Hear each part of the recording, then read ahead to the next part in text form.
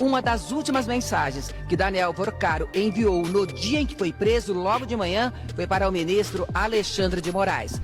Rapaz, e olha que já começou descendo o cacete no Alexandre de Moraes. A Globo falando que o Alexandre de Moraes está encontrando com o mafioso. Cara, que dia que você ia imaginar um trem desse? O STF sofre a sua maior derrota até hoje. E eu vou te mostrar agora a informação que os ministros do Supremo odiaram receber. Sejam bem-vindos, o meu nome é Bruno. Deixe o seu like e inscreva-se no canal.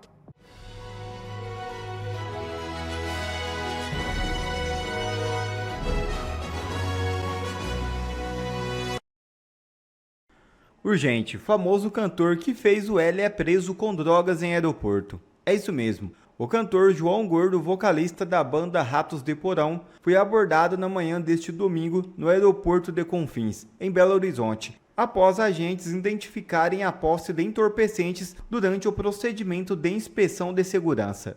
Segundo informações da Polícia Federal, o artista carregava menos de 5 gramas de substâncias como haxixe e maconha, enquanto se preparava para embarcar com destino a São Paulo. Durante a fiscalização, o material foi localizado dentro da bagagem do cantor, o que motivou o encaminhamento a uma sala da PF para os procedimentos legais cabíveis. Zema renuncia ao governo de Minas Gerais e diz que o Brasil está sendo destruído. Político do Novo pretende se lançar à presidência da República na eleição deste ano. Romeu Zema renunciou neste domingo ao governo de Minas Gerais, passando o comando do estado ao seu vice, Matheus Simões. Na cerimônia de transição de cargo, Zema, que pretende se lançar à presidência da República na eleição deste ano, fez um discurso em tom eleitoral com críticas ao governo Lula. Ao resgatar suas ações em Minas desde que assumiu o primeiro mandato, em 2019, ele disse que agora é hora de fazer a mesma coisa pelo Brasil. E CPIs não conseguem localizar ex-divorciado convocada para depor. Marta Graeff mora nos Estados Unidos e entrou no radar das investigações após conversas com o dono do Master citarem políticos. Eu tô falando que isso aqui tá melhor que qualquer seriado que eu já assisti. Agora, a namorada do Porcaro fugiu. Ela seria, ou foi convocada para comparecer na CPMI do INSS. E aí, de repente, ninguém consegue encontrar ela mais. Ela dá um desaparecido, ela dá um sumiço. Ela, que há algum tempo atrás soltou uma nota dizendo que havia separado do Porcaro e não tinha nada a ver com o que estava acontecendo. Mas daí se descobre que o Porcaro tinha criado um trust para passar todo o seu patrimônio para a Marta Graeff. Que coisa, que coincidência, né? Ocultação de patrimônio. A Marta tá morrendo de medo, é claro. Se ela chega lá no CPMI, vai ter que mentir e vai ser dada a voz de prisão. Só que não vai ser tão fácil assim fugir. Então, olha só. CPI e CPMI não localizam a ex-noiva de Porcaro e avaliam coercitiva. O que é coercitiva? A polícia, a mando da CPI, vai até a Marta Graeff levar ela obrigatoriamente, sob força, para a comissão para poder prestar esclarecimentos. Olha que situação que a gente chegou. Marta, vá lá, fale toda a verdade. Seu namorado vai passar o resto da vida preso se você não contribuir com ele falando a verdade. Marta, às vezes você sabe, você pode falar para o Brasil o que foi que o Moraes ficou de obstruir, ficou de bloquear, por que o Dias Toffoli recebia tanto dinheiro, porque o que a gente percebeu é que seu marido conversava tudo com você, era uma relação muito íntima que vocês tinham. Então, olha só, eu quero mostrar esse vídeo aqui. Vamos lá, assiste aqui. Ótimo dia, ótimo domingo para você, quem acompanha a gente. Essa é uma pergunta que a CNN fez aos colegiados, tanto a CPI do crime organizado e a CPMI do INSS no Congresso Nacional. E o que os parlamentares dizem é, se não houver uma ida, um comparecimento da ex-noiva do Daniel Porcaro, a Marta Graeff, eles avaliam determinar uma condução coercitiva, que é uma medida que a pessoa é obrigada a ir e que não está sendo mais usada aqui no Brasil após uma súmula, inclusive, do Supremo Tribunal Federal. Mas os parlamentares, com esse poder de polícia, que é uma comissão de inquérito, eles avaliam essa condução coercitiva para a ex-noiva do Daniel Porcaro, o ex-banqueiro que continua preso na polícia. Ex-noiva, né? Fizeram um noivado de 200 milhões de reais na Itália, e aí quando ele é preso, ela fala que eles não estão juntos mais, mas recebe o patrimônio. Federal.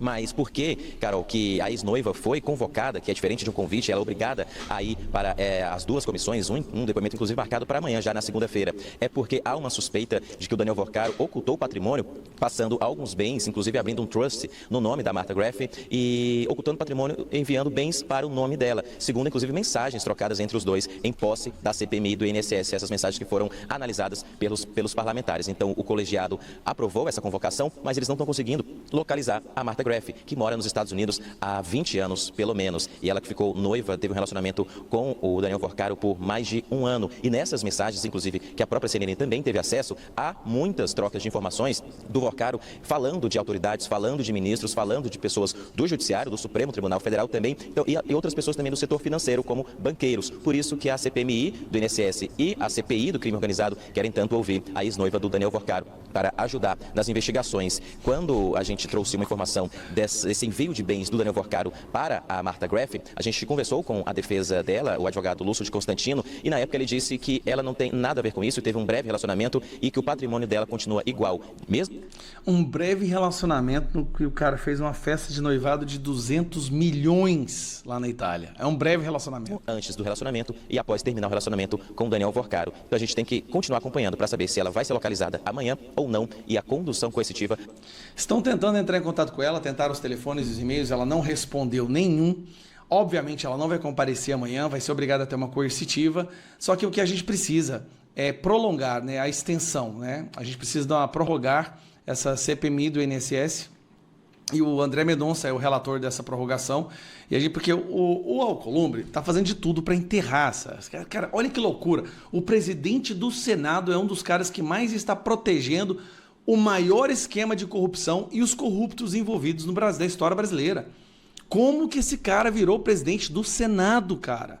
Você entende a importância de fazer presidência do Senado agora? É por isso que a gente tem que criar um trabalho, um movimento, uma onda de conscientização da importância de fazer maioria no Senado no ano que vem.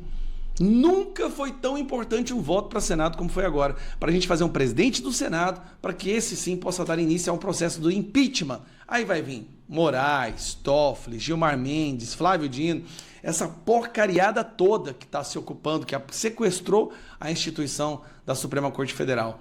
Mas é isso, voltando ao assunto que eu fiquei meio chateado aqui. A namorada do cara, a ex-noiva, desapareceu, foge com o patrimônio que o Worcaro passou para ela. Olha que gracinha, cara. O amor é lindo, né? Marta, delata tudo, senão você também vai acabar indo presa. Vai logo fazer o seu acordo de delação, porque o Worcaro vai delatar e pode muito bem colocar para cima de você algumas coisas, te culpar, igual o Lula culpou a Marisa. Então, seja esperta, Marta. Vai lá, faça o acordo de delação, fala tudo, que você pode sair dessa sem pena nenhuma. Tá? Você consegue, o Worcaro não, mas você consegue. Se faltava um sinal claro de que o fim do PT chegou e de que o Lula vai perder, é que agora, meus amigos, o Lula e o petismo no Brasil estão revoltados com a Rede Globo. Preste atenção. A Rede Globo, que fez de tudo para destruir a direita, colocar Lula na presidência, agora virou alvo de ataque, de revolta desse próprio governo, do PT e de todas essas facções criminosas que tem aí. Sabe por quê? Porque até a Globo entendeu que esse governo não tem como salvar e não tem como defender. Os escândalos do INSS e do Banco Master fizeram com que eles largassem as mãos. E olha, a Globo nunca recebeu tanto dinheiro de um governo como está recebendo agora. E aí vai o Jornal Nacional, horário nobre, milhões de pessoas assistindo, pelo menos quem assiste isso daqui é justamente o povo que vota no Lula, tá? Eu sei que você não assiste, nem eu assisto, a gente assiste alguns cortes que a gente recebe, mas quem assiste ainda a Globo e o Jornal Nacional é justamente o eleitorado do Lula. E aí o governo, o Jornal Nacional dedica 3 minutos mostrando que o Worcaro, Banco Master, estão intrinsecamente ligados ao governo e ao STF. Isso aqui vale ouro, gente. Assim, se me desculpa, não tem nada. Eu acho que nem o vídeo do Pix, do Nicolas, causaria um estrago, que é o Jornal Nacional mostrando o quão corrupto o PT e o governo Lula é. Vamos lá. Boa noite. Olá, boa noite. As ligações de Daniel Vorcaro no centro do escândalo do Banco Master. A Polícia Federal investiga trocas de mensagens do banqueiro com a namorada. Em conversas pelo celular, Vorcaro cita encontros com integrantes dos 3 poderes. Num dos diálogos ele diz: esse negócio de banco é igual máfia. Que engraçado, esse negócio de banco é igual máfia. Ele é um mafioso, né? As mensagens e e-mails mostram que Daniel Vorcaro mantinha relações com autoridades de todos os poderes e falou com a então namorada sobre os encontros com o presidente Lula, com o ministro Alexandre de Moraes. Encontros com o presidente Lula. O Vorcaro teve encontros com Bolsonaro, ou com Flávio Bolsonaro, ou com Nicolas, ou com Eduardo Bolsonaro, que eu saiba não, mas teve encontros com os ministros. Ele, na verdade, pagava, né, ministros do Lula. Do STF e com o presidente do Senado, o senador Davi Alcolumbre, que faz tudo para proteger o Vorcaro e não abrir a CPMI do Banco Master. da União Brasil. As mensagens mostram ainda que Vorcaro contou para a então namorada sobre 2 encontros com o ministro Alexandre de Moraes. Em abril do ano passado, ele falou com Marta: "Tô indo encontrar Alexandre de Moraes aqui perto de casa." "Como assim, amor? Ele está em Campos ou foi para te ver?" "Ele está passando feriado." Em agosto, outra menção a Alexandre e a Ciro. "Tô com Alexandre e tenho reunião depois com Ciro." Segundo o blog da jornalista Malu Gaspar, no jornal O Globo, uma das últimas mensagens que Daniel Vorcaro enviou no dia em que foi preso, logo de manhã, foi para o ministro Alexandre de Moraes. Rapaz, e olha que já começou descendo o cacete no Alexandre de Moraes. A Globo falando que o Alexandre de Moraes está encontrando com o mafioso. Cara, que dia que você ia imaginar um trem desse? No dia 17 de novembro, o dono do Banco Master escreveu para o ministro: "Fiz uma correria aqui para tentar salvar. Alguma novidade? Conseguiu ter notícia ou bloquear?" Segundo o blog, Alexandre de Moraes respondeu logo: "Mas não é possível saber o que ele disse, porque o que se segue são 3 mensagens de visualização única, do tipo que se apaga assim que o destinatário as lê." Daniel Vorcaro também falou sobre uma reunião no Palácio do Planalto com o presidente Lula, em dezembro de 2024. Como foi? Foi ótimo, muito forte. Ele chamou o presidente do Banco Central, que vai entrar, 3 ministros. Cara, ele chamou 3 ministros e o presidente do Banco Central para lidar com o mafioso no Palácio da Alvorada. Desculpa, no Palácio do Planalto. O Palácio do Planalto repetiu hoje o que já tinha dito sobre o encontro, que ele foi intermediado pelo ex-ministro Guido Mantega. Guido Mantega, que recebia dinheiro do Vorcaro. Os ministros Rui Costa, da Casa Civil, e Alexandre Silveira, de Minas e Rui Costa, que também está envolvido no esquema lá na Bahia. Energia, participaram. E que com a reunião já em andamento, o presidente Lula mandou chamar Gabriel Galípolo, que assumiria a presidência do Banco Central 1 mês depois. E que o presidente recebe todo empresário e pessoas que procuram por ele. Sério mesmo? Todo empresário é recebido por Lula fora da agenda. Todo empresário. Muito estranho isso, gente. E não foi só uma vez, não. Foram várias vezes que o Vorcaro foi lá. 4 vezes que ele foi no Palácio do Planalto. A Globo noticiando isso em horário nobre, para uma audiência que é majoritariamente de esquerda, porque só sobrou a esquerda que assiste essa porcaria da Globo, é porque, ao meu ver, a Globo já entendeu uma coisa que a gente chama de expectativa de poder. A Globo já entendeu que o Lula não ganha. A Globo faz suas pesquisas, gente, é uma corporação gigantesca. Eles já entenderam que vão vir mais escândalos aí, que o Lula vai sair derretido e que o próximo presidente vai ser Flávio Bolsonaro. Então, eles já estão mirando ali no próximo dono da chave do cofre. É óbvio que eles vão fazer isso. É expectativa de poder, e na política isso determina os ventos, né, nas articulações políticas. A Globo sabe que o Lula não tem chance e vai se arrebentar e já está querendo ali puxar um pouquinho para sardinha para o lado do Flávio Bolsonaro, porque eles veem o Flávio Bolsonaro como mais comedido, equilibrado, né? Não fala palavrão como o pai falava. Essa é a visão do cara da Globo, né? Do globalista ali, do global. Eu tô achando isso ótimo, cara. No Jornal Nacional bateu no Lula e no Alexandre de Moraes. Não foi só Lula, não, foi a Lula e Alexandre de Moraes. Esse ano está sendo muito doido mesmo. Que dia que a gente ia imaginar isso há 6 meses atrás, isolado, desanimado como nós estávamos, né? É a interferência divina, meu amigo. O STF sofre a sua maior derrota até hoje. E eu vou te mostrar agora a informação que os ministros do Supremo odiaram receber. Eu vou te mostrar a resposta que os brasileiros deram duríssima aos ministros. Olha aqui comigo, ó. A Atlas Intel, ela revelou que 60% dos brasileiros não confiam no STF. Esse é o número mais alto de toda a série histórica. E eu vou te mostrar agora os dados devastadores dessa pesquisa que expõe a crise de credibilidade do STF, qual ministro está pior em todo o cenário, e lá no final eu vou te revelar um dado surpreendente sobre até os eleitores de Lula terem virado as costas para o Supremo. Primeiro, gente, a dimensão do desastre. Em janeiro de 2023, 45% dos brasileiros confiavam no Supremo e 44% desconfiavam. Tava equilibrado ali. E agora, hein? Agora, 60%, praticamente 2 a cada 3 brasileiros desconfiam. E apenas 34%, 1 a cada 3 brasileiros, confia no STF. E lembre, quem entende de política é uma bolha. A maior parte dos brasileiros está preocupado em cuidar da própria vida, trabalhar, ganhar o seu pão do dia a dia. E ainda assim, 2 a cada 3 desconfiam, ou seja, já perceberam o que tem na nossa corte. Já perceberam que tem algo podre no reino da Dinamarca, especialmente aqui no reino do Brasil, né? São 15 pontos percentuais de queda na confiança em pouco mais de 2 anos. E olha aqui o ranking da vergonha individual.